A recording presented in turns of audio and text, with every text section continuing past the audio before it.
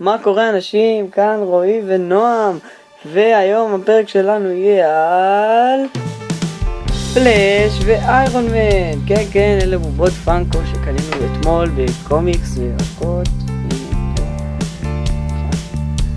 אוקיי, בואו נתחיל. נראה לי שנתחיל בפלאש. איירון מן יכול לשבת פה.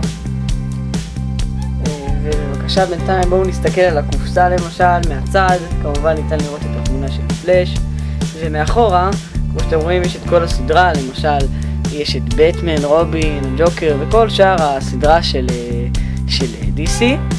ואוקיי, בואו נעבור לחלק המעניין באמת, הפתיחה. אוקיי, אנחנו תמיד פותחים מלמטה כדי לשמור את הקופסה כמו שצריך. אוקיי, טה-דה-דם, טה-דה-דם, טה-דה-דם, טם-טם-טם-טם-טם. כמו שאתם רואים, הקופסה לא נפתחת. זהו, הרסת אותו ממש. אוקיי, וואו, תראו איזה בובה. תראו, עשויה מעולה. עשויה טוב.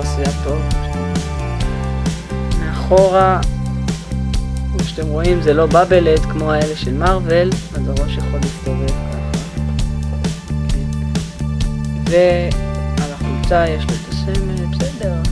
אין כל כך הרבה פגמים. אם אתם יכולים לראות, בפה יש לו פגם קטן.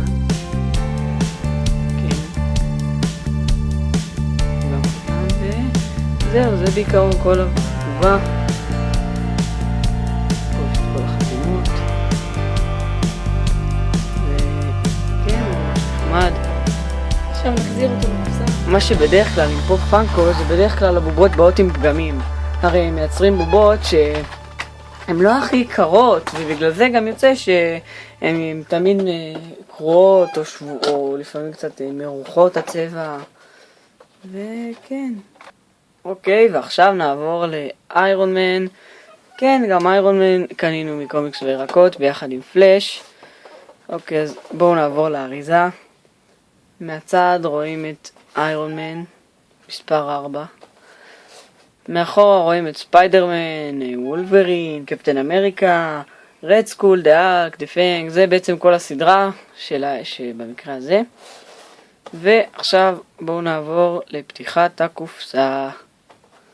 אוקיי, כמו שאמרנו, נפתח אותו מלמטה.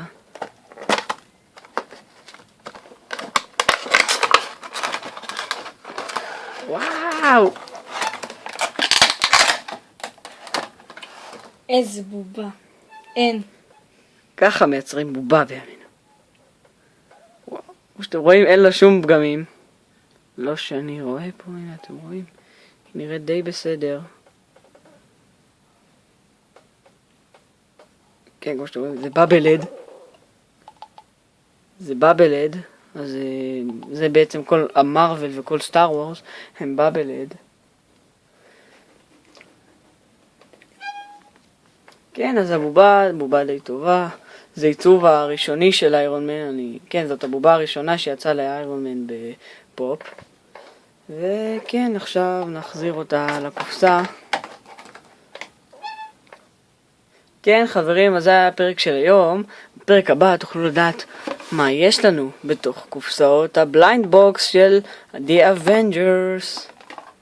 אוקיי, אז תעשו לייק and subscribe, ונתראה בסרטון הבא. ביי ביי.